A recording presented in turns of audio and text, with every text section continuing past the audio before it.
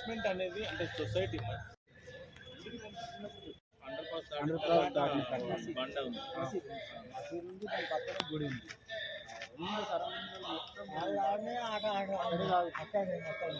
ఇక్కడ కొంచెం డిప్ అయింది, అదే పెట్రోలింగ్ వేస్తాం సిఐ సాబ్ కూడా చెప్పిన విషయం అక్కడ ఇట్లా జరుగుతుంది.